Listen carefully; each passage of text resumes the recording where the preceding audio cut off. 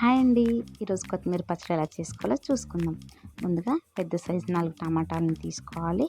మంచిగా పండినవి అయితే చాలా బాగుంటాయి. సో వాటిని తీసుకొని మంచిగా క్లీన్ చేసుకొని వాటిని చిన్న ముక్కల కింద కట్ చేసుకొని పక్కన పెట్టుకోవాలి. టేస్టీ అండ్ హెల్తీ అనే ఛానల్ని సబ్స్క్రైబ్ చేసుకొని సపోర్ట్ చేయండి. మీ సపోర్ట్ మాకు ఎంత అవసరం. చిన్న ముక్కల కింద కట్ చేసుకొని ఆ టమాటాలను పక్కన పెట్టుకోవాలి. ఈ పచ్చడి చేయడానికి నేనైతే ఎండుమిరగాయలను వాడుతున్నాను.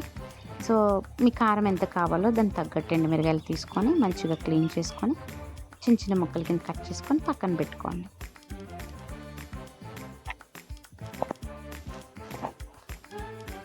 ముందుగా స్టవ్ వెలిగించుకొని పాన్ పెట్టి దాంట్లో కొంచెం ఆయిల్ వేసి ముందుగా కట్ చేసి పెట్టుకున్న ఎండుమిరగాయలని దాంట్లో వేసి ఫ్రై చేయాలి.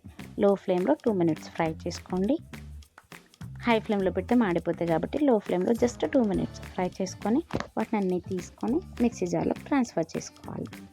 వాటిని అన్నీ ట్రాన్స్ఫర్ చేసుకున్న తర్వాత అదే పాన్లో ఏం చేయాలి, ఇంకొంచెం ఆయిల్ వేసుకొని ముందుగా మనం చిన్నగా కట్ చేసుకున్న టమాటాలని వేసి మంచిగా ఫ్రై చేసుకోవాలి. దాంట్లోనే ఒక చిన్న నిమ్మకాయ సైజ్ అంతా చింతపండుని కూడా వేసుకొని దాన్ని కూడా మెత్తగా ఉడికించుకోవాలి. టమాటాలు ఎంత సాఫ్ట్గా కుక్ అవుతాయో అంత టేస్ట్ బాగుంటుంది చట్నీ అనేది. సో మంచిగా సాఫ్ట్ అయ్యేదాకా ఇది ఫ్రై చేసుకోవాలి. చూసారు కదా ఎంత మంచిగా సాఫ్ట్గా ఫ్రై అయినాయో. దీంట్లో ఒక గుప్పుడు కొత్తిమీర నేనైతే తీసుకున్నాను. శుభ్రంగా దాన్ని క్లీన్ చేసుకొని వేసుకొని దాన్ని కూడా ఫ్రై చేసుకోవాలి.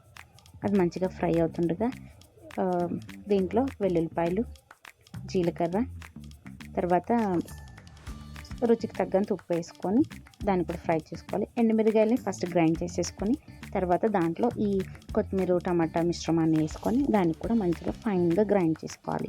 మెత్తగా గ్రైండ్ చేసుకున్న చూసారు కదా ఎంత మంచిగా ఫైన్గా గ్రైండ్ అయిందో. చాలా టేస్ట్గా ఉంటుందండి చట్నీ అనేది. ఈ చట్నీకి మనం పోపు పెట్టుకుందాం. పాన్ పెట్టుకొని నూనె వేసుకొని వెల్లుల్లిపాయలు, జీలకర్ర, ఆవాలు, ఎండుమిరగాయలు, కరివేపాకు వేసుకొని ఈ తాలింపుని చట్నీలో వేసేయండి.